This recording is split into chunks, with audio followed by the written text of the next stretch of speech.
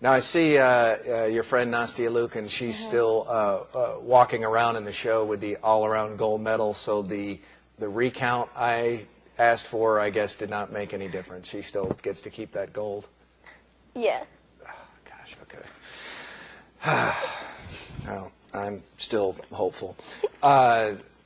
What's next for you? Do you know yet? I know you told Sean Terrell when we were in St. Paul that you think about 2012 every day. You think about London, that you want to be in the Olympics again. Definitely. I mean, it's a huge decision. It's another 4 years of killer hard work and commitment, but the feelings and emotions that I had at the Olympics are, I don't know, something that I would love to be able to feel again and to recapture. So if 4 years is what it takes, I would love to be at the London Olympics. So.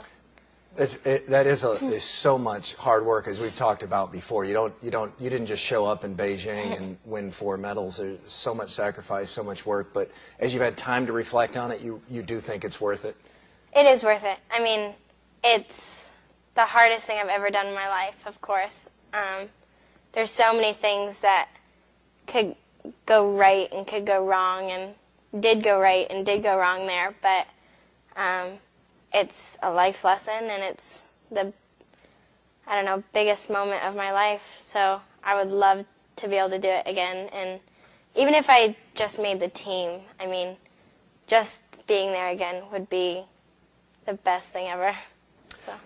And does it seem to you as you travel all around the United States, because we tend to forget here in Iowa, where we call you Iowa's Golden Girl, but really you became the country's golden girl in many ways. I'm sure you get feedback everywhere of not just being proud of you for the medals, but for the way you represented our country. I mean, I hear that a lot, that people loved how you handled the winning silver, and how you didn't feel like it was a disappointment, or you didn't get caught up in which color you had. You got caught up in doing your best. Do you hear from people about that as you travel around? Definitely. I hear it a lot, and it's weird because, I mean, we're out there and we're doing what we love. We are in gymnastics because we love it, and we're at the Olympics because we've had a passion for it. And when you come home and you're walking the streets and stuff and people recognize you and they're like, I just want to shake your hand and say thank you,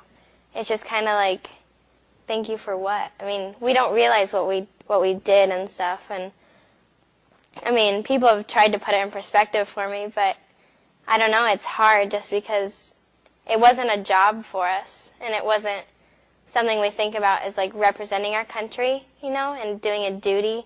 It's just something we love, and that all just was an extra. And then once we do realize it, it's such an honor, and I'm kind of glad I didn't realize it that day, because I think that would have put more pressure on me. But to know that I did make people proud, and for the way I presented myself, I was just being me, and it's an honor to be able to be a good role model and to have people say thank you, because, I mean, I don't know, it's just a really good feeling. It seems like that has really moved you and meant a lot to you. I can tell it makes you a little bit emotional just talking about the impact you've had on others. Definitely. I mean, if I can touch one person in a good way, I mean, to touch their heart and make them smile and stuff, it means a lot to me. And it's amazing to like walk into an arena or walk down the street and have someone shake your hand and be like, you're just amazing. I mean, I had a dad come up to me one time and actually start crying because he said, you're such a role model, and my girls loved you and stuff, and I didn't understand it. I don't get why they're so moved, but it's such an honor.